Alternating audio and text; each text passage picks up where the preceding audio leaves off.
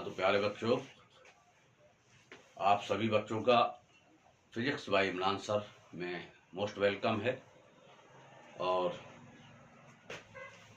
जैसा कि हमने पिछले लेक्चर में आपको जो चैप्टर आपका चल रहा है वैद्युत फ्लक्स तथा गॉस की प्रमेय, इस चैप्टर के सारे इम्पोर्टेंट जो डेरिवेशंस थे वो हमने आपको फिनिश करा दिए थे।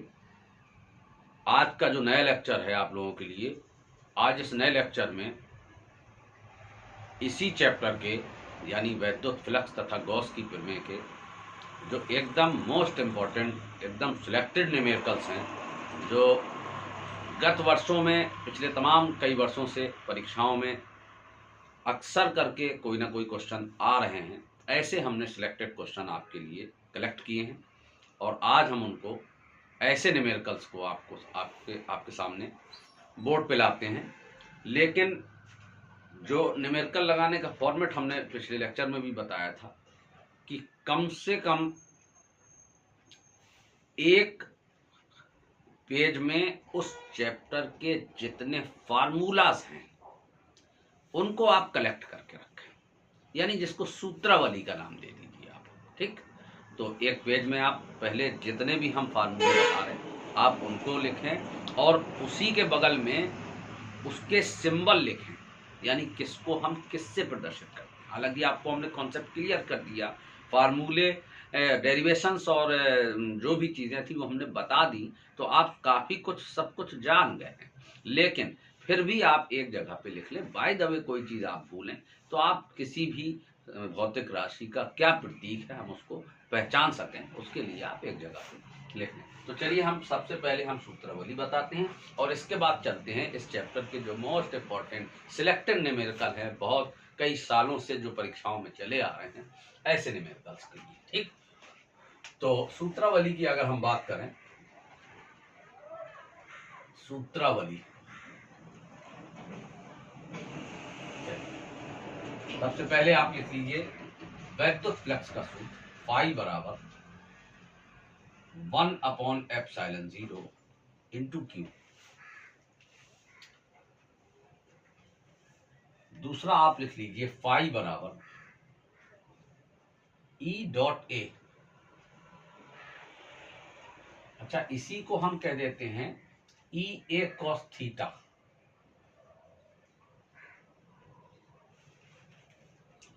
तीसरा लिख लीजिए वैद्युत क्षेत्र की तीव्रता किसी अनंत लंबाई के सीधे तार के लिए 1/4πε0 इंटू 2λ/r। चौथा आप लिख लीजिए वैद्युत क्षेत्र की तीव्रता किसी अनंत विस्तार की समतल चादर के लिए σ/2ε0।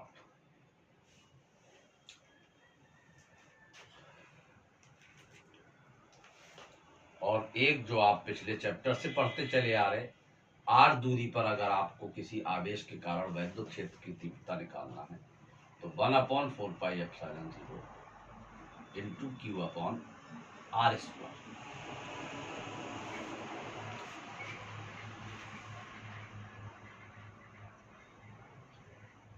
इसमें किसको क्या कहते हैं सिंबलाइज करिए, प्रतीक लिखिए सबके। बेटा फाई क्या होता है? वैद्युत फ्लक्स होता है, वैद्युत फ्लक्स। क्यू क्या है? ये पिछले चैप्टर से पढ़ते चले आ रहे, आवेश होता है और इसका मात्रक कूलाम होता है। ε0 आपने पिछले चैप्टर में भी पढ़ा था, निर्वात की वैद्युतशीलता होती है, निर्वात की वैद्युतशीलता।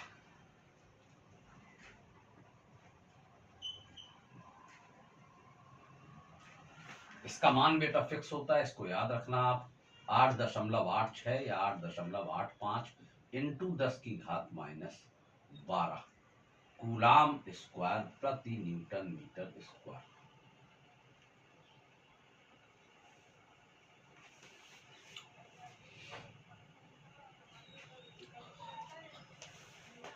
इसके बाद ई क्या है? वैद्युत क्षेत्र की तीव्रता है,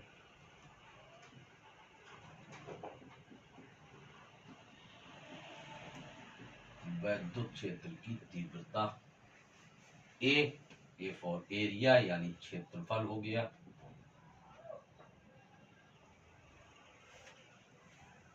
लैम्डा रेखी आवेश घनत्व, रेखी आवेश घनत्व हो गया,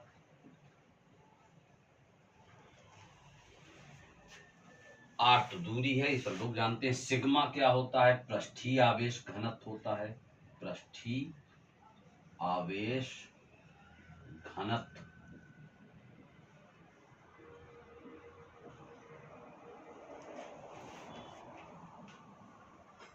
और कोई नई चीज इसमें है नहीं।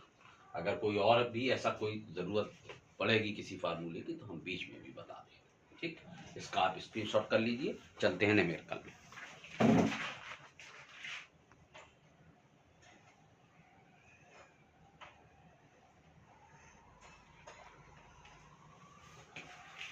चलिए, विद्युत फ्लक्स तथा गॉस की प्रमेय जो आपका चैप्टर चल रहा है उसके न्यूमेरिकल, उसके सिलेक्टेड और इम्पोर्टेंट न्यूमेरिकल शुरुआत करते हैं। समय को बिना बर्बाद किए हुए, समय की कीमत को समझते हुए। चलिए, आज का पहला न्यूमेरिकल लिखिए आप। एक समान वैद्युत क्षेत्र सदिश E बराबर 2I + 3J - 4K, E बराबर 2I + 3J - 4K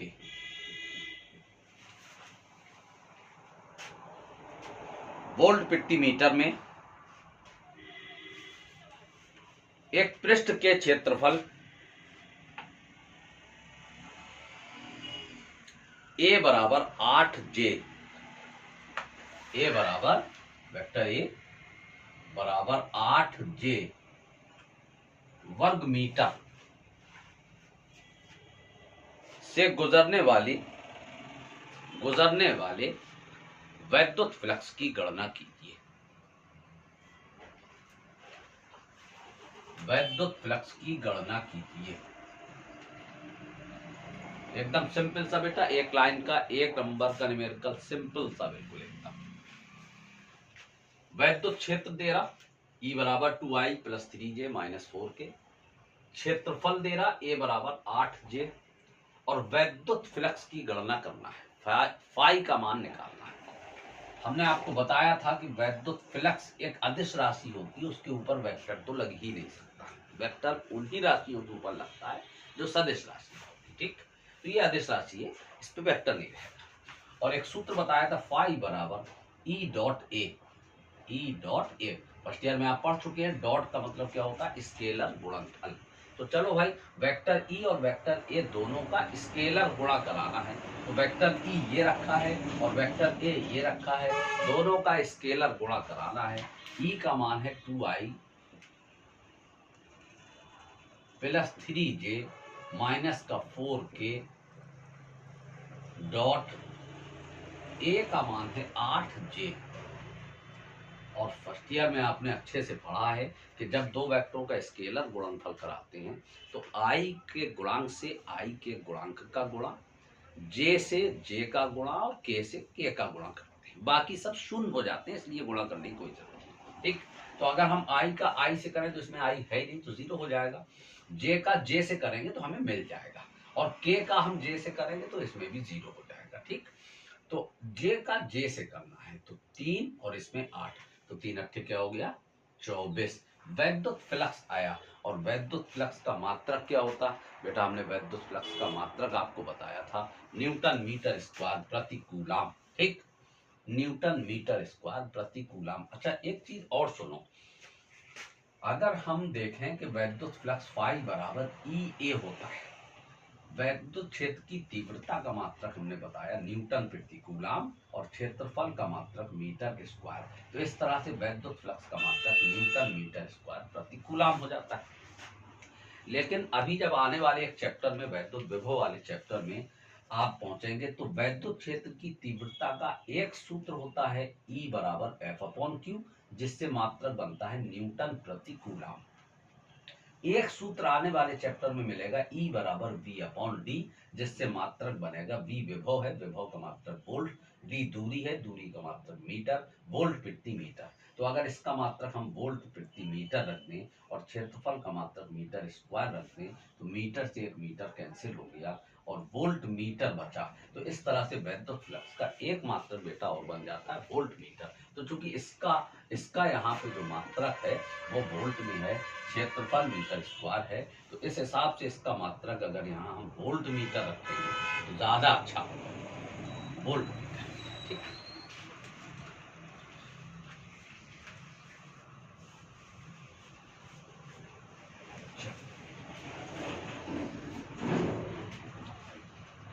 इसको तो आप बाद में स्क्रीनशॉट कर लेना। चलो दूसरा न्यूमेरिकल लिखते हैं। लिखिए 2 माइक्रोकूलाम का धनावेश 2 माइक्रोकूलाम का धनावेश 0.2 मीटर भुजा वाले एक घन के केंद्र पर स्थित है।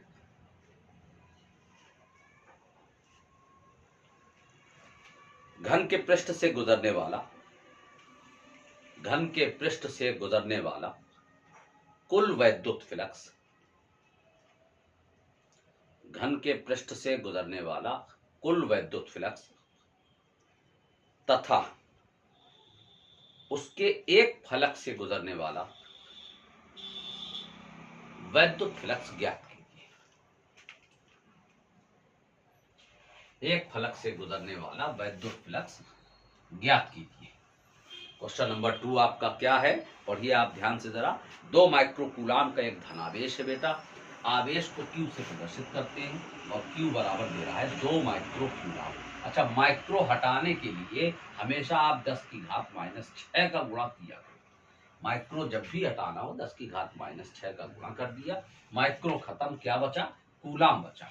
ठीक, आगे कह रहा है 0.2 मीटर भुजा वाला एक घन है। घन तो समझ गए होंगे आप, घन का मतलब जिसमें 6 फलक होते हैं, ऊपर नीचे दाएं बाएं आगे पीछे। ठीक है, 6 फलक होते हैं और अच्छाई या विशेषता इसकी ये है कि 6 फलक बराबर होते हैं। तो 2 मीटर भुजा का घन है तो उसके जितने भी फलक होंगे हर फलक की भुजा 2 मीटर ही होगी। ठीक, इसके बाद क्या कह रहा है, घन के पृष्ठ से गुजरने वाला वैद्युत फ्लक्स ज्ञात कीजिए। वैद्युत फ्लक्स फाई पूछ रहा है बेटा, है ना। घन के पृष्ठ से गुजरने वाला वैद्युत फ्लक्स फाई ज्ञात करना है। लास्ट में कह रहा है कि एक फलक से गुजरने वाला वैद्युत फ्लक्स ज्ञात। मतलब समझो अब इसका, पहले कह रहा घन के पृष्ठ से गुजरने वाला वैद्युत फ्लक्स, यानी पूरे घन से गुजरने वाला वैद्युत फ्लक्स। अब घन में तो 6 फलक होते हैं, तो 6 फलकों से गुजरने वाला वैद्युत फ्लक्स, उसके 6 फलकों से गुजरने वाला वैद्युत फ्लक्स, यानी कुल वैद्युत फ्लक्स। और फिर कह रहा एक फलक से गुजरने वाला वैद्युत फ्लक्स, तो जब हम 6 का निकाल लेंगे तो 1 का भी निकाल लेंगे। ठीक है, तो चलो पहले निकालते हैं पूरे घन का वैद्युत फ्लक्स। ठीक, पूरे घन का वैद्युत फ्लक्स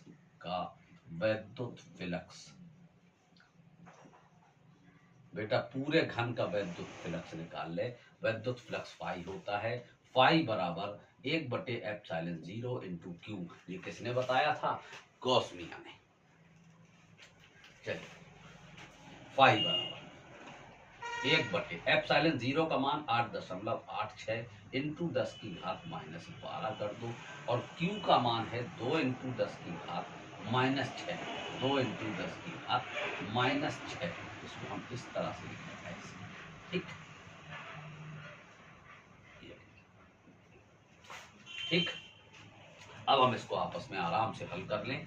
तो देखो ये घातें -12 हैं, इसको हम ऊपर ले जाएंगे तो 10⁻+12 हो जाएगा, और 12 से ये 6 घट जाएगा तो 10⁻6 बचेगा। अच्छा, और अगर हम उसमें एक काम कर लें कि 10⁻, जो 6 बचा उसमें से एक घात इसको दे दें, एक घात का मतलब 1 0, तो यहाँ पे ये हो जाएगा 20, और घातें बचेंगी 10⁻5, और बटे में कितना आ जाएगा? 8.86। अब हम 8.8 का इसमें भाग दे दें 20 में, ठीक है। तो 8 दूनी 16, तो लगभग 2 पॉइंट समथिंग, अब आप अपने हिसाब से निकाल लीजिएगा। तो इसमें लगभग जो आएगा 2.2 के करीब, एक नियर अबाउट हमने कर दिया लगभग में, बाकी आप घर पे फुर्सत में कर लीजिएगा कैलकुलेट। 8 दूनी 16 और 4 बचा तो मतलब या 3 बचा तो दशमलव लगा के फिर से, तो 8 दूनी 16 या 8 या 24, 2.3 भी कर लो, कोई दिक्कत नहीं। इंटू 10⁵ वैद्युत फ्लक्स का मात्रक बेटा क्या बताया, न्यूटन मीटर स्क्वायर प्रति कूलाम, प्रति कूलाम। तो ये पूरे घन का वैद्युत फ्लक्स निकाला। अब पूरे घन में तो 6 फलक होते हैं, यानी 6 फलक से गुजरने वाला वैद्युत फ्लक्स इतना है। अब एक फलक से गुजरने वाला वैद्युत फ्लक्स और निकालना है, तो 6 का भाग दे दो, ठीक। एक फलक से गुजरने वाला वैद्युत फ्लक्स, एक फलक से गुजरने वाला वैद्युत फ्लक्स, वैद्युत फ्लक्स बराबर कितना हो जाएगा, 2.2 इंटू 10⁵ है। ये तो 6 फलक का है और एक फलक का निकालना है, तो 6 का बेटा भाग दे दो, ठीक। अब हम 6 का भाग देंगे तो हमें 6 का भाग 2.2 में नहीं पहुंच रहा, ठीक। उसके लिए हम इससे एक घात निकाल के इसको दे दें, तो इसका दशमलव खत्म हो जाएगा, ये 22 हो जाएगा, घातें 4 बचेंगी और बटे में 6 है। अब भाग 6 का आसानी से हम दे सकते हैं, 6 तिरका 18, 4 बचा, दशमलव लगाया, 40 हो गया, छाई छाई 36 कर दो, बस इतना पर्याप्त है। इंटू 10⁵4 और मात्रक क्या बताया, न्यूटन मीटर स्क्वायर प्रति कूलाम। यानी ये पूरे पृष्ठ का वैद्युत फ्लक्स है, पूरे घन का, और घन में 6 फलक होते हैं, यानी 6 फलक का वैद्युत फ्लक्स इतना था, पूरे पृष्ठ का वैद्युत फ्लक्स। और एक फलक का जब वैद्युत फ्लक्स निकाला तो 6 का भाग दे दिया, ठीक। चलिए अगले क्वेश्चन के लिए हम चाहते हैं कि पहले आप इसका स्क्रीनशॉट कर दें, इसके बाद चलते हैं अगले क्वेश्चन पे, ठीक।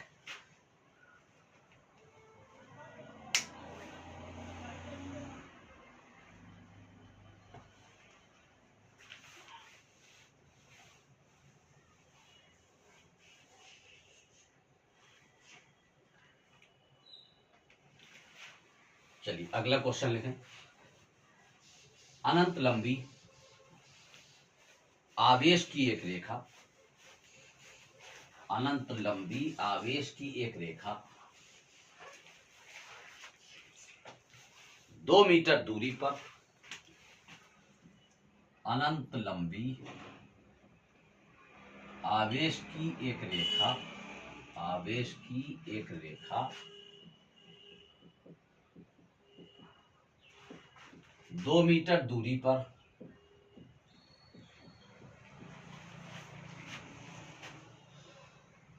4.5 इंटू 10⁴, 4.5 इंटू 10⁴ न्यूटन प्रति कूलाम का वैद्युत क्षेत्र सहन कर सकती है, सहन कर सकती है।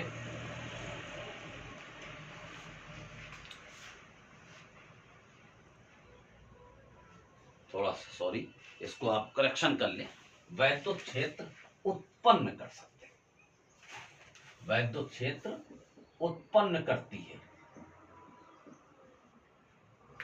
ये रेखी आवेश घनत्व ज्ञात कीजिए, रेखी आवेश घनत्व ज्ञात कीजिए। बेटा हमने क्वेश्चन को स्क्रीन पे ही लगा दिया, अब आप लोग आराम से समझें। ये आपका क्वेश्चन है, क्वेश्चन नंबर 3। क्या कह रहा है, अनंत लंबी आवेश की एक रेखा है, 2 मीटर दूरी पर 4.5 इंटू 10⁴ न्यूटन प्रति कूलाम का वैद्युत क्षेत्र उत्पन्न करती है, ठीक। रेखी आवेश घनत्व ज्ञात कीजिए। बेटा वेरी सिंपल क्वेश्चन, आराम से समझो आप। क्वेश्चन को न्यूमेरिकल को लगाने का तरीका आप अपना बनाए रखिए, अच्छा, कभी न्यूमेरिकल में कहीं प्रॉब्लम नहीं आएगी। न्यूमेरिकल में क्या दिया है आप उसको नोट करिए, इसके बाद उसमें देखिए उससे रिलेटेड कौन सा ऐसा फार्मूला है जिसमें वो सारी राशियां आ जाएं जो न्यूमेरिकल में दी। और जो पूछी गई है राशि वो भी। ठीक, तो चलिए देखते हैं। ये अनंत लंबाई की आवेश की एक रेखा है, 2 मीटर की दूरी पर कह रहा, तो दूरी को तो बेटा r से प्रदर्शित करते हैं ना, तो r बराबर 2 मीटर हो। 4.5 इंटू 10⁴ न्यूटन प्रति कूलाम का वैद्युत क्षेत्र उत्पन्न करती है। तो वैद्युत क्षेत्र को काहे से प्रदर्शित किया, ई से। वैद्युत क्षेत्र ई बराबर 4.5 इंटू 10⁴ न्यूटन प्रति कूलाम, ये वैद्युत क्षेत्र हो गया, जिसको वैद्युत क्षेत्र की तीव्रता कहते हैं। रेखीय आवेश घनत्व ज्ञात कीजिए। बेटा लैम्डा पूछ रहा आपसे, रेखीय आवेश घनत्व को लैम्डा से प्रदर्शित करते हैं। अब आप याद करिए, हमने एक डेरिवेशन कराया था आपको पिछले लेक्चर में। अनंत लंबाई के एक आवेशित सीधे तार के कारण वैद्युत क्षेत्र की तीव्रता, अभी हमने सूत्रावली में भी वो सूत्र लिखाया है, वो होता है E बराबर 1/4 pi epsilon 0 1/4 pi epsilon 0 into 2 lambda upon r। अब आपको क्या ज्ञात करना है, लैम्डा करना है, कोई बात नहीं। चलिए E का मान रखते हैं 4.5 इंटू 10⁴ बराबर, इसका मान जो है, ये तो कांस्टेंट है ना, 1/4 पाई एप्सिलॉन 0, इसकी तो वैल्यू फिक्स होती है। 1/4 पाई एप्सिलॉन 0 का मान 9 इंटू 10⁹ और इंटू 2 लैम्डा, तो 2 लैम्डा ज्ञात करना है, लैम्डा रख दो, अपॉन r का मान दे रहा है 2 मीटर। इस 2 से ये 2 कैंसिल हो गया बेटा। ठीक, हमें लैम्डा ज्ञात करना है, तो इस संख्या को हम पक्षांतर करके बटे में ले आएंगे। तो लैम्डा बराबर कितना हो जाएगा, 4.5 इंटू 10⁴, और इसको हम बटे में ले आए तो 9 इंटू 10⁹ लैम्डा बराबर। ठीक, अच्छा, अगर बेटा एक घात इससे निकाल के हम इसको दे दें, तो यहाँ घातें बचेगी 3, और यहाँ पर दशमलव कैंसिल हो जाएगा। ठीक, तो यहाँ जब हम एक घात, इसको एक घात का मतलब 1 0 यानी 10, 1 0 में 10 बनता है। ठीक, अच्छा, तो एक घात का मतलब 10 हो गया भाई, 10 की घात 1, तो वही तो एक घात है। ठीक, अब हमने एक घात इसको दे दी, यानी 10 का इसमें गुणा हो गया, तो ये 45 हो गया, और बटे में कितना है बेटा, 9 है। अच्छा, घातों को समझो, यहाँ 3 घातें बची और ये 9 घातें हैं, 9 को ऊपर ले जाओ तो -9 हो जाएगा। अब 3 घातों से 9 घातों को घटाना है, तो 10 की घात कितना, -6। इस तरह से 9 बना 45 हो गया, तो 5 इंटू 10⁻⁻⁶, यह आपका रेखीय आवेश घनत्व आ गया। और रेखीय आवेश घनत्व का बेटा मात्रक अगर बात करें, तो इसका मात्रक होता है कूलाम प्रति मीटर, कूलाम प्रति मीटर। यह आपका रेखीय आवेश घनत्व आ गया। ठीक, चलिए नेक्स्ट क्वेश्चन।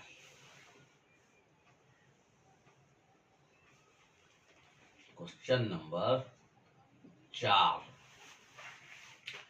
क्वेश्चन लिखें अगला।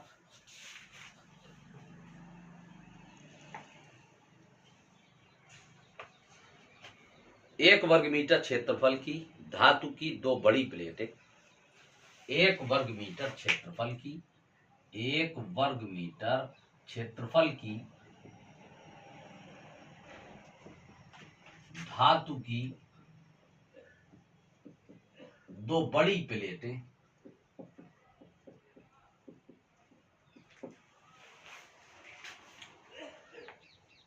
परस्पर अभिमुख हैं, परस्पर अभिमुख हैं,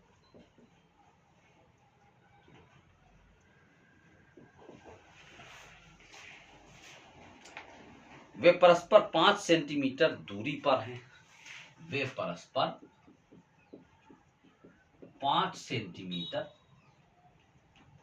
दूरी पर हैं। फिर आगे क्वेश्चन में कह रहा है, और उनके भीतरी पृष्ठों पर बराबर और विपरीत आवेश हैं, उनके भीतरी पृष्ठों पर, उनके भीतरी पृष्ठों पर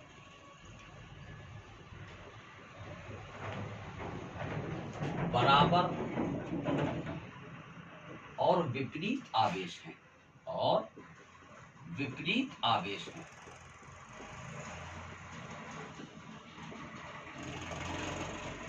लास्ट में क्या कह रहा बेटा, क्वेश्चन लास्ट में कह रहा है प्लेटों के बीच वैद्युत क्षेत्र की तीव्रता 55 न्यूटन प्रति कूलाम है।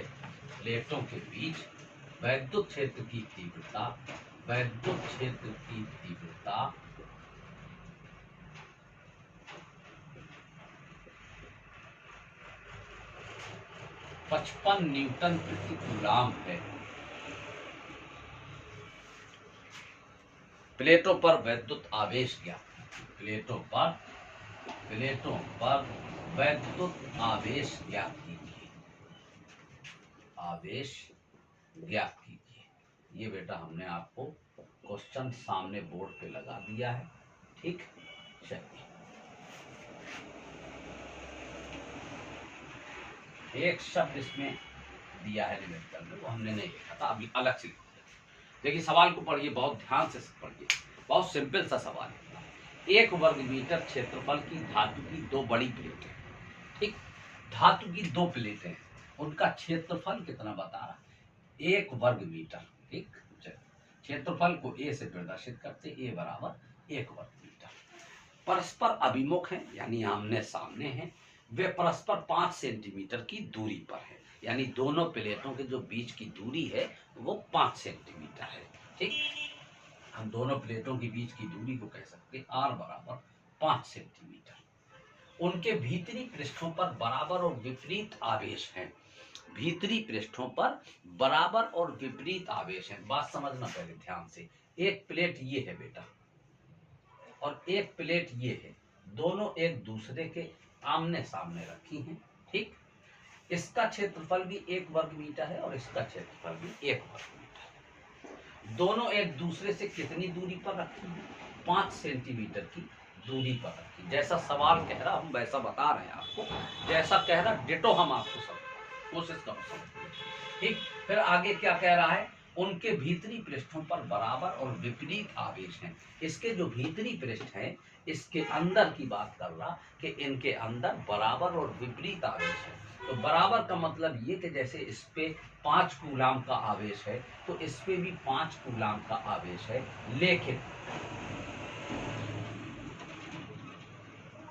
लेकिन फर्क क्या है कि इस पे धनावेश है और उस पे ऋणावेश है, बराबर और विपरीत आवेश है। ठीक, कह रहा प्लेटों के बीच वैद्युत क्षेत्र की तीव्रता क्या कीजिए, यानी यहां पर आपको वैद्युत क्षेत्र की तीव्रता क्या करना है, सॉरी ज्ञात नहीं करना, वैद्युत क्षेत्र की तीव्रता दे रहा।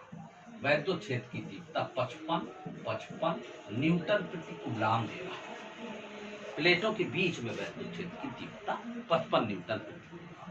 प्लेटों पर वैद्युत आवेश ज्ञात कीजिए। बेटा आवेश की गणना करना है, क्यू का मान निकालना। आप आराम से समझिए, हमने आपको डेरिवेशन कराया था तो बताया था कि अगर अनंत विस्तार की 2 चादरें हैं और एक धनावेशित है एक ऋणावेशित है, ऐसा डेरिवेशन हमने आपको कराया था। उसके मध्य बिंदु पर वैद्युत क्षेत्र की तीव्रता हम कैसे निकालते हैं, बाहर कैसे निकालते हैं, इस बिंदु पर बाहर हम कैसे निकालते हैं, उसके लिए आप समझिए। ठीक,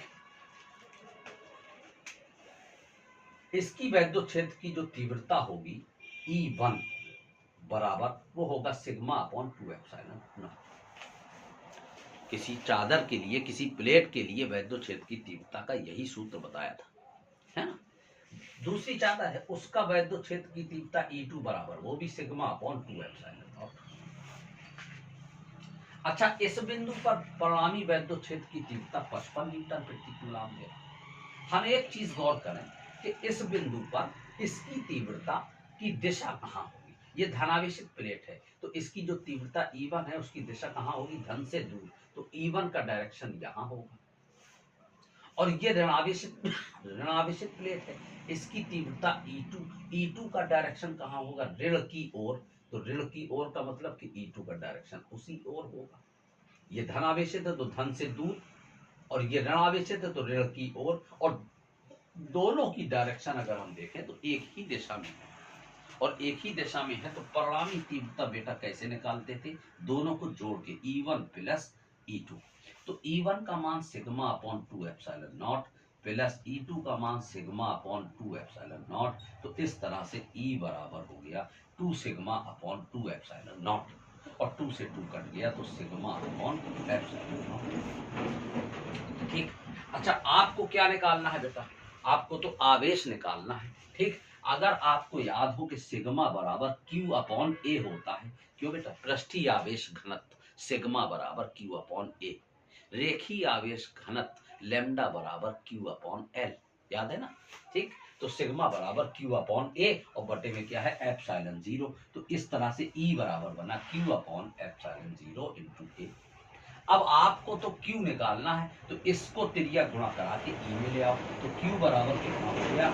E into epsilon zero into A, सबके मान रख दो। E का मान 55, सब कुछ आपके पास है, इंटू एप्सिलॉन जीरो का मान फिक्स होता 8.86 इंटू 10 की घात -12 इंटू ए का मान, ए माने क्षेत्रफल, क्षेत्रफल दे रहा 1 वर्ग मीटर, इसका आप गुणा कर लेंगे, क्यू का मान आ जाएगा। और आवेश का मात्रक क्या होता? कूलाम। ठीक। तो जो भी यहाँ पे हल करने पे आए उसके आगे आप लिख देना कूलाम। राइट। अब आप स्क्रीनशॉट कर दीजिए।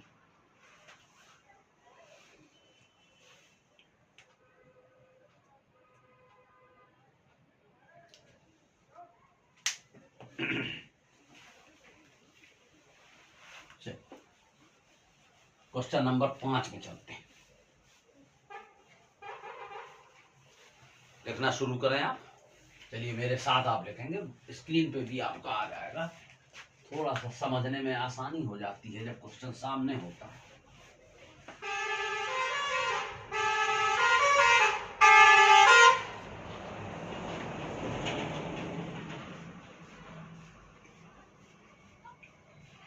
बस बेटा मेहनत करते चलो। हमारी कोशिश ये है कि आप तक हम इम्पोर्टेंट से इम्पोर्टेंट, अच्छी से अच्छी चीज़ें, क्लीन से क्लीन क्वेश्चन आपको हम इस 1.5 महीने के समय में हम आपको करा दें, जिससे आपका पेपर अच्छा हो जाए, आप एक अच्छी मार्किंग की ओर पहुंच जाएं। ये हमारा टारगेट है। हमारी इसी तरह से कोशिश बनी रहेगी और आप भी मेहनत करते रहें। तो चलिए अगला क्वेश्चन क्या कह रहा है। अगला क्वेश्चन बेटा हमारा भी चूंकि वो सिस्टम उतना अच्छा नहीं है कि हम स्क्रीन पे न्यूमेरिकल लगा दिया, आप सब लोग देख रहे हैं। ठीक है। तो अभी बेटा थोड़ा सा सॉरी, क्योंकि डिजिटल बोर्ड और ये सब तो हमारा है नहीं सिस्टम, है ना, तो थोड़ी सी आपको दिक्कत होगी। लेकिन थोड़ा सा अगर हमने लिख दिया, आपने सुन लिया, आपने भी लिख लिया और इसके बाद आराम से स्कूल से लगाया, थोड़ा टाइम जरूर जाएगा लेकिन आराम से कम समझ में आएगा और समझ में क्लियर आएगा। इसकी हमारी गारंटी है कि आपको समझ में एक एक पॉइंट आएगा, एक एक चीज समझ में आएगी। जिस न्यूमेरिकल को आप हौवा समझते हैं, जिस न्यूमेरिकल से आपको डर लगता है, वो डर आपका हम खत्म कर दें। चलिए अगला क्वेश्चन कह रहा है, उस वैद्युत क्षेत्र की तीव्रता का मान ज्ञात कीजिए। क्वेश्चन नंबर 5, उस वैद्युत क्षेत्र की तीव्रता का मान ज्ञात कीजिए।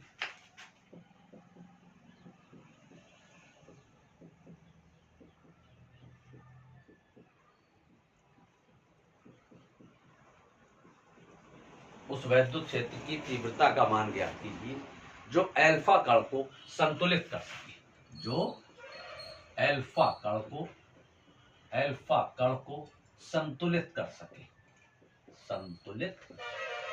सके, चलो बेटा ये आपको ज्ञात करना है। ठीक है। क्या कह रहा बेटा? उस वैद्युत क्षेत्र की तीव्रता का मान ज्ञात कीजिए जो अल्फा कण को संतुलित कर सके। सवाल देखने में तो बहुत नन्हा सा छोटा सा लग रहा है, लेकिन देखिए आप इस सवाल की कलाकारी कितनी। ठीक। वैद्युत क्षेत्र की तीव्रता का मान ज्ञात कीजिए, तो इतना क्लियर हो गया कि हमें वैद्युत क्षेत्र की तीव्रता ई ज्ञात करना है। आगे क्या कह रहा? जो अल्फा कण को संतुलित कर सके। बेटा इसके अलावा और कुछ नहीं दिया सवाल, आपकी नजर में कुछ नहीं दिया। बेटा जब इतना बड़ा एक कण दे दिया अल्फा कण, अरे होता तो बहुत छोटा सा है, आप देख भी नहीं पाओगे। ठीक। अल्फा कण, जब एक कण का नाम बता दिया तो उसकी दो चीजें आपकी जेब में आ गई। अल्फा कण कह रहा तो उसका द्रव्यमान फिक्स होता है, आवेश फिक्स होता है। तो बेटा उसका द्रव्यमान कितना होता है? m बराबर होता है 6.8 इंटू 10 की घात -27 किलोग्राम। ये अल्फा कण का द्रव्यमान। आवेश होता है Q बराबर इलेक्ट्रॉन का दुगना 3.2 इंटू 10⁻⁻19 कूलम। सब कुछ है, अब किसी चीज की जरूरत नहीं। पढ़िए क्या कह रहा, अल्फा कण को जो संतुलित कर सके। अब आप एक बात समझो, उस वैद्युत क्षेत्र का मान ज्ञात करना जो अल्फा कण को संतुलित कर सके। मान लीजिए थोड़ी देर के लिए ये अल्फा कण है, और अगर ये अल्फा कण है, हमने इसको ऐसे लटकाया, तो इस पे जो वैद्युत बल लगेगा, वैद्युत बल वो ऊपर की ओर लगेगा। और जब हमने इसको ऐसे स्वतंत्रता पूर्वक लटका दिया, तो इस पे जो गुरुत्व बल लगेगा वो नीचे की ओर लगेगा। ये तो फर्स्ट ईयर में भी पढ़ते रहे कि कोई भी वस्तु स्वतंत्रता पूर्वक लटकी हो तो उस पे गुरुत्व बल लगता है, और वो भी कहाँ लगता है, गुरुत्व बल सदैव नीचे की ओर लगता है। ठीक, तो वैद्युत बल क्या होता है, वो जो ऊपर की ओर लग रहा है, और गुरुत्व बल क्या होता है, जो नीचे की ओर लग रहा है। और जितना बल ऊपर की ओर लगे उतने ही बल नीचे की ओर लगे तो संतुलित रहेगा। ये अल्फा कण संतुलित रहेगा। भाई जितना ऊपर लगाएंगे हम उतना ही नीचे लगाएंगे तो बैलेंस में रहेगा। ठीक, तो ऊपर की ओर जो वैद्युत, अब थोड़ा एक चित्र से समझने की कोशिश करो। मान लीजिए थोड़ी देर के लिए ये अल्फा कण है, ये अल्फा कण है, इस पे वैद्युत बल ऊपर की ओर लगेगा और गुरुत्व बल नीचे की ओर। वैद्युत बल क्या होता है, आपने पढ़ा था E बराबर F अपॉन Q, तो F बराबर E इंटू क्यू, ये वैद्युत बल होता है E इंटू क्यू। और गुरुत्व बल क्या होता बेटा, F बराबर mg। और जितना ऊपर लगे उतना ही नीचे लगे, तभी तो अल्फा कण संतुलित रहेगा। तो अल्फा कण को संतुलित कर सके ऐसा वैद्युत क्षेत्र ज्ञात करना। तो संतुलन की स्थिति में तो दोनों बल बराबर होंगे, है ना। संतुलन की स्थिति में, संतुलन की स्थिति में यानी बैलेंस पोजीशन में दोनों बल बराबर होंगे। ठीक, यानी E इंटू क्यू बराबर m इंटू जी। तो आपको E ज्ञात करना है, तो E बराबर क्या हो गया, mg अपॉन क्यू। m क्या है बेटा, अल्फा कण का द्रव्यमान है 6.8 इंटू 10⁻⁻27। क्यू अल्फा कण का, सॉरी जी का मान तो फिक्स होता है 9.8 या 10 रख दो भाई। ठीक, चलो बटे में आ जाओ। क्यू का मान, क्यू अल्फा कण का आवेश है 3.2 इंटू 10⁻⁻19। लो इसको आप आपस में आराम से हल कर लेना, फुर्सत में हल कर लेना। और अगर ऐसे देखना हो तो ऐसे लगभग में देख लो। इसके दशमलव से इसका दशमलव हटा दो तो ये 32 है, ये 98 है। अब 32 तिया 96 होता है, 32 तिया 96 और ये 98, तो लगभग 3 मान। ठीक, और 3 जो आया, लगभग 3 मान लिया, 3 जो आया 3 का इसमें मल्टीप्लाई कर दो, 3 अट्ठे 24, 3 छन 18, 2 20, 20.4। ये तो संख्याओं का हल हो गया। अब घातों से और निपटाया जाएगा, घातों को निपटाया जाए। तो घातें देखो -19 नीचे हैं तो इसको ऊपर ले जाओ, +19 हो जाएगा। और ये माइनस की 27 है, तो 19 प्लस की 27 माइनस की, 19 से 27 घटाओगे तो 10⁻⁻8 आ जाएगा। ये आपके वैद्युत क्षेत्र की तीव्रता आ गई। और इसका मात्रक बेटा क्या बताया, न्यूटन प्रति कूलम। चलिए अगले क्वेश्चन में चलते हैं। क्वेश्चन लिखेंगे 500 न्यूटन प्रति कूलम के वैद्युत क्षेत्र में। Question number 6, question number 6, 500 Newton प्रति कूलम के, न्यूटन प्रति कूलम के वैद्युत क्षेत्र में, वैद्युत क्षेत्र में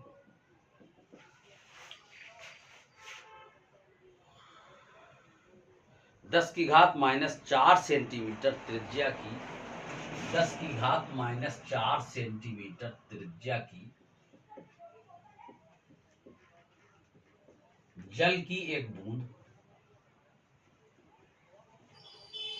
जल की एक बूंद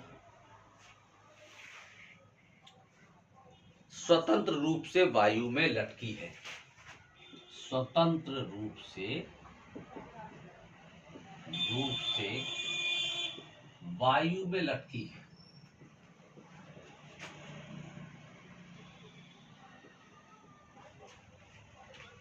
बूंद पर आवेश की गणना कीजिए, आवेश की गणना की। सवाल से घबराने की बेटा जरा सी भी जरूरत नहीं है। आपसे क्या पूछ रहा है, क्या दे रहा है, उससे पहले आप निपटो। क्या कह रहा क्वेश्चन में, सवाल के अनुसार चलो 500 न्यूटन प्रति कूलाम के वैद्युत क्षेत्र में। तो इतना तो समझ गए ना कि ये वैद्युत क्षेत्र है, यानी वैद्युत क्षेत्र की तीव्रता है, जिसे ई से प्रदर्शित करते हैं। ठीक, चलिए, तो ई बराबर 500 न्यूटन प्रति कूलाम। इसके बाद कह रहा 10 की घात -4 सेंटीमीटर त्रिज्या की, है ना। तो त्रिज्या को तो बेटा r से प्रदर्शित करते हैं, r बराबर 10 की घात -4 सेंटीमीटर हो गया। अच्छा, इसको मीटर में बना लो। सवाल को हमेशा कोई भी न्यूमेरिकल हो एम के सिस्टम में लगाया करो। ठीक, ये बात हमेशा के लिए एकदम दिमाग में फीट कर लो कि न्यूमेरिकल हमेशा एम के सिस्टम में लगाया जाता है। अब सेंटीमीटर से मीटर बनाते हैं तो 10 की घात -2 का गुणा करते हैं। अच्छा, 10 की घात -4 है और इसमें 10 की घात -2 का गुणा कर दिया, तो ये हो गया 10 की घात -6 मीटर। ठीक, बूंद जल की बूंद है, स्वतंत्रता पूर्वक वायु में लटकी। बूंद पर आवेश की गणना कीजिए। आवेश को क्यू से प्रदर्शित करते, क्यू का मान ज्ञात करना। तो इतना तो समझ में आ रहा ना सवाल से कि क्या दे रहा है, क्या पूछ रहा। वैद्युत क्षेत्र, त्रिज्या, आवेश की गणना कीजिए, आवेश पूछ, इतना तो क्लियर हुआ। ठीक, अब कौन सा सूत्र लगना है, क्या लगना है, क्या तरीका रहेगा, वो बात की बात है। चलो उसको भी समझते हैं। क्या कह रहा है कि जल की बेटा एक बूंद है, स्वतंत्रता पूर्वक वायु में लटकी है। बस इसी को मान लो, ये जल की बूंद है। जैसे पिछले सवाल में इसको अल्फा कण माना था, इसको जल की बूंद मान लो। और जल की बूंद ये स्वतंत्रता पूर्वक ऐसे किसी धागे से, जैसे हम कोई पिंड बांध दें और ऐसे लटका दें, तो जल की बूंद स्वतंत्रता पूर्वक वायु में लटकी। अब जब वायु में लटकी है तो बेटा इस पे वैद्युत बल लगेगा ऊपर की ओर। भाई लटकी है, गिर तो नहीं रही, इसका मतलब उसको कोई चीज बैलेंस की है। ठीक, बिल्कुल गिरने वाली है, लटकी है, तो गिरने की कोशिश तो कर रही, लेकिन गिर नहीं रही है। तो गिरने की कोशिश कर रही, इसका मतलब इस पे नीचे की ओर कोई बल लग रहा, तभी तो कोशिश कर रही। और गिर नहीं रही है, इसका मतलब कि उस पे ऊपर की ओर कोई बल लग रहा जो उसको खींच रहा। वो कह रहा हम नहीं गिरने देंगे।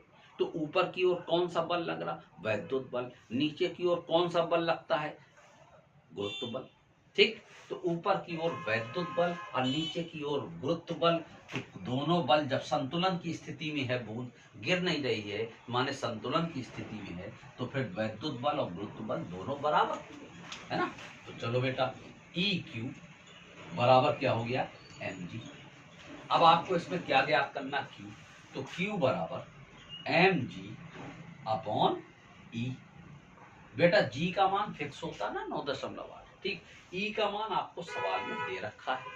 अब समस्या आ गई कि हम एम कहां से लाएं। एम का मतलब क्या है, बूंद का द्रव्यमान, जल की जो बूंद है उसका द्रव्यमान।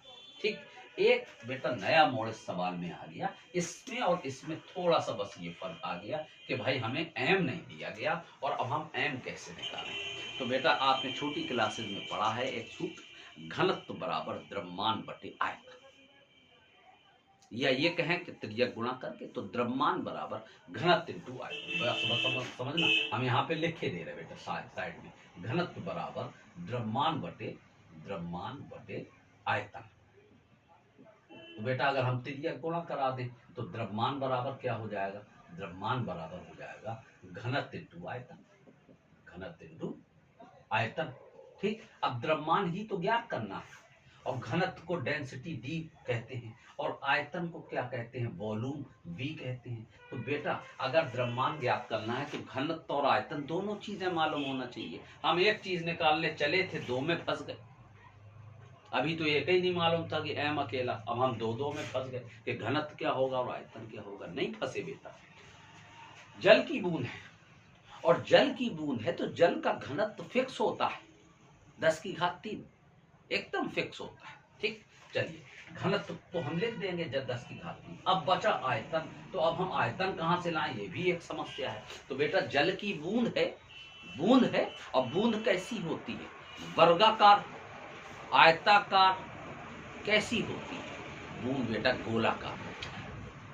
बूंद गोल होती है, गोलाकार, और गोले का आयतन क्या होता है, 4/3 4/3 पाई आर क्यूब। तो बेटा m बराबर क्या बन गया, d into 4/3 pi r cube. चलो बेटा m की जगह रखो d into 4/3 pi r cube और इंटू g अपॉन में e।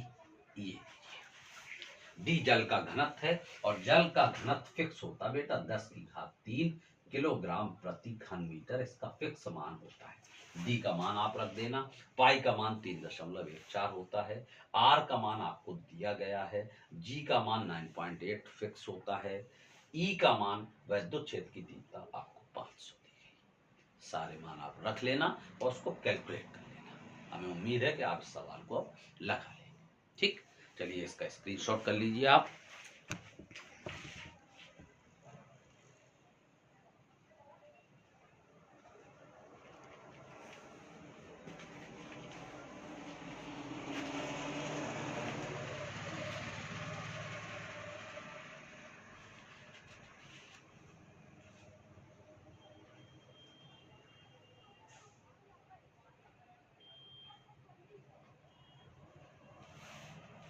चलिए क्वेश्चन नंबर 6 हो गया। आज का बेटा लास्ट क्वेश्चन है ये, क्योंकि ये चैप्टर छोटा है, बहुत ज़्यादा बड़ा नहीं है, तो इसमें बहुत ज़्यादा न्यूमेरिकल नहीं है। तो हमने टॉप 10 न्यूमेरिकल ना सिलेक्ट करके इसमें आज हमने टॉप 7 न्यूमेरिकल सिलेक्ट किए। हालांकि न्यूमेरिकल और भी हैं इसमें, लेकिन हमने जो सिलेक्शन किया, जो आपको बढ़िया से सिलेक्टेड न्यूमेरिकल कलेक्ट करके आपको दिए, वो केवल 7 ही हैं। ठीक है, बाकी फिर आप अलग से अपना चाहे समय रहे तो कुछ और भी लगा लेना। हमने आपको आज इस चैप्टर के सिलेक्टेड न्यूमेरिकल, उसमें से एक न्यूमेरिकल थोड़ा सा लास्ट में और देख लीजिए।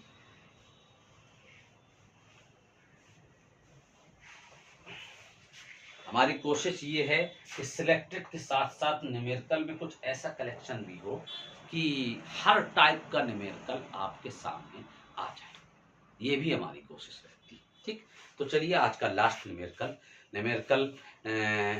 आप लिखिए। 10 सेंटीमीटर त्रिज्या के धातु के एक अचालक गोले, 10 सेंटीमीटर त्रिज्या के 10 सेंटीमीटर त्रिज्या के धातु के अचालक गोले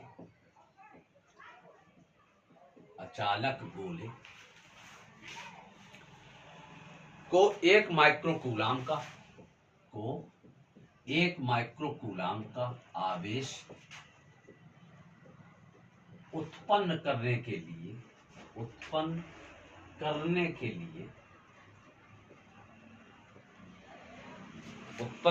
के लिए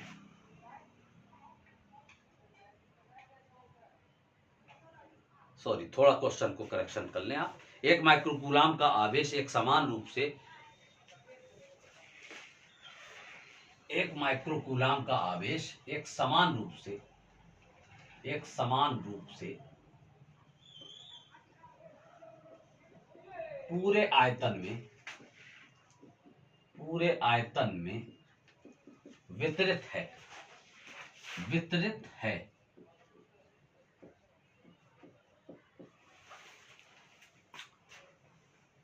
इसके कारण वैद्युत क्षेत्र की तीव्रता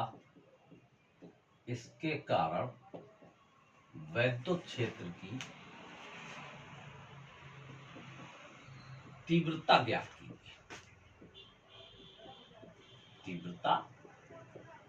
कीजिए।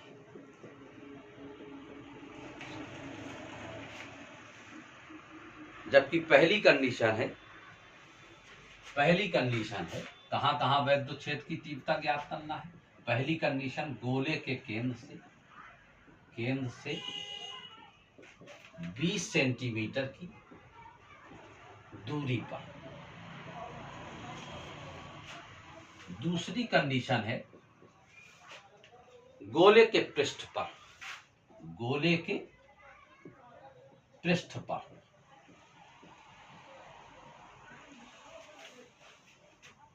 और तीसरी कंडीशन है गोले के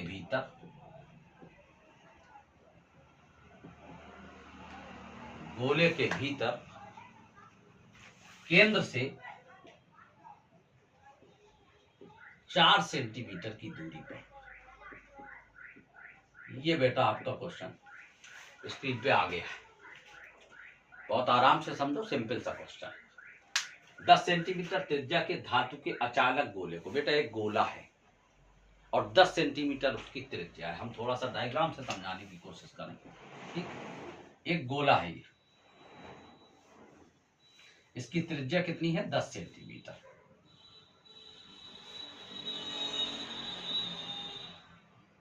अच्छा, ये इसका केंद्र है और इसकी त्रिज्या है 10 सेंटीमीटर। 10 सेंटीमीटर यहां से यहां तक।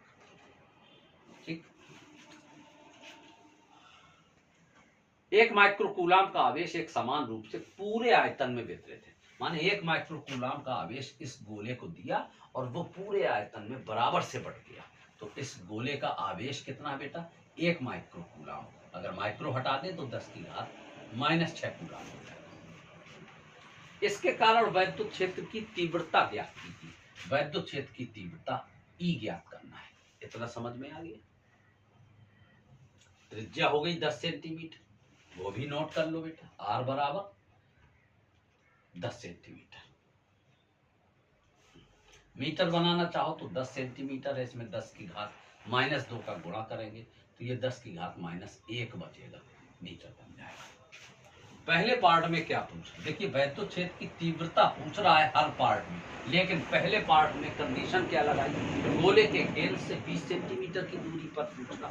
तो गोले का केंद्र तो ये है बेटा, और अगर यहाँ से यहाँ तक आएंगे तो ये तो 10 सेंटीमीटर, और आपसे तो पूछ रहा 20 सेंटीमीटर। तो जितनी दूरी पर पूछ रहा वही दूरी R कहलाएगी। ठीक, बल्कि ये त्रिज्या थी तो इसको कैपिटल R लिख दो तो ज्यादा अच्छा रहेगा, क्योंकि हमें दूरी तो अलग अलग बार बार दे रहा, तो हमें दूरी को अलग अलग लिखना पड़ेगा, बार बार R लिखना पड़ेगा, स्मॉल r। तो हम त्रिज्या को कैपिटल R लिख देंगे। तो दूरी कितनी है? गोले के केंद्र से 20 सेंटीमीटर की दूरी पर 20 सेंटीमीटर। मीटर बनाना चाहेंगे तो 10 की घात -2 का गुणा करेंगे और एक घात ये उसी में ऐड कर दें तो 2 × 10 की घात -1 मीटर हो जाएगा। वैद्युत क्षेत्र की तीव्रता निकालना है, सूत्र लगा दो 1/4πε0 × Q/R²। इसका मान 9 × 10 की घात 9, Q का मान 10 की घात -6 है और R का मान दे रहा है 2 × 10 की घात -1 का होल स्क्वायर। बेटा 2 का वर्ग 4 होता है।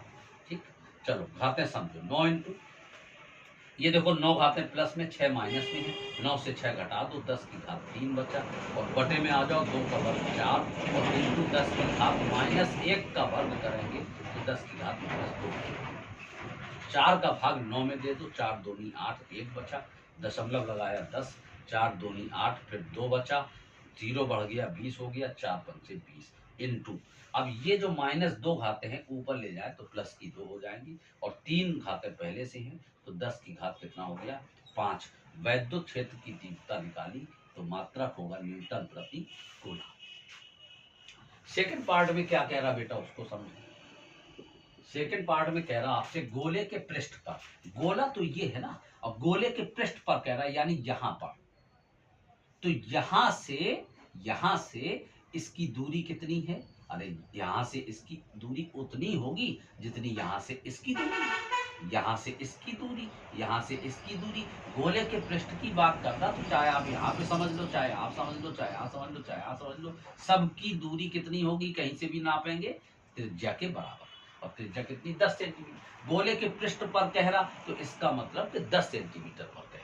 तो अब जब 10 सेंटीमीटर पर कह रहा तो अब R का मान कितना हो गया बेटा? 10 सेंटीमीटर यानी 10 की घात -1 मीटर। फिर सूत्र लगा दो E बराबर 1/4πε0 × Q/R²। अब R का मान ये वाला रख देना और आप अपना वैद्युत क्षेत्र निकाल लेना। ठीक, इसके बाद तीसरी कंडीशन क्या है? तीसरी कंडीशन में कह रहा गोले के भीतर केंद्र से 4 सेंटीमीटर की दूरी पर, गोले के भीतर।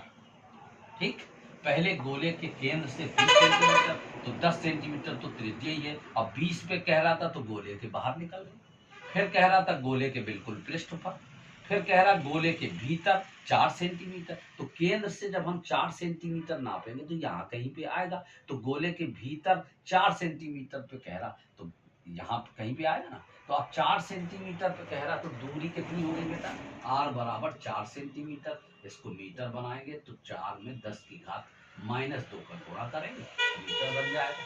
तो दूरी तो वो हो गई। अच्छा, त्रिज्या तो 10 सेंटीमीटर है ही, ठीक है। कैपिटल आर का मान कितना है, 10 सेंटीमीटर, यानी मीटर में बनाएंगे तो 10 की घात -2 का गुणा करेंगे और ये घात उसी में जुड़ जाएगी, तो 10 की घात -1 मीटर। और वैद्युत क्षेत्र की तीव्रता निकालना है। तो बेटा एक चीज सुनो, आपसे कह रहा था कि गोले के केंद्र से 20 सेंटीमीटर की दूरी पर, तो भी आपने ये सूत्र लगाया।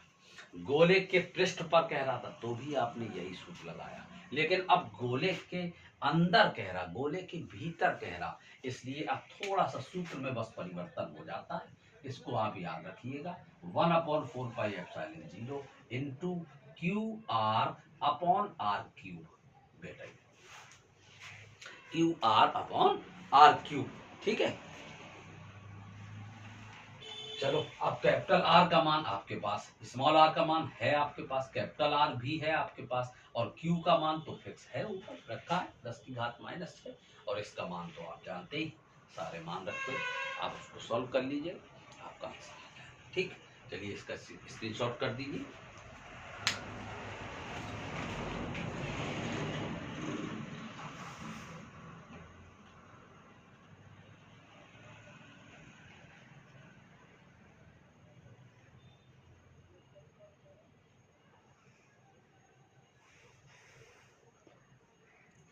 बेटा थोड़ा सा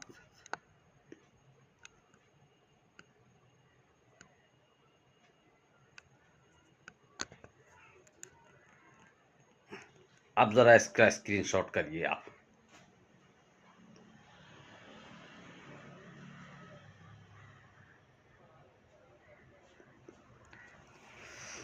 चलिए, तो ये थे आपके वैद्युत फ्लक्स तथा गॉस की प्रमेय के सिलेक्टेड और इम्पोर्टेंट न्यूमेरिकल्स, और इसके साथ साथ आज ये चैप्टर आपका फिनिश हो गया। हमने इस चैप्टर के जितने भी इम्पोर्टेंट डेफिनेशंस थी या इम्पोर्टेंट न्यूमेरिकल्स थे और इम्पोर्टेंट डेरिवेशंस थे, वो सब हमने करा दिए।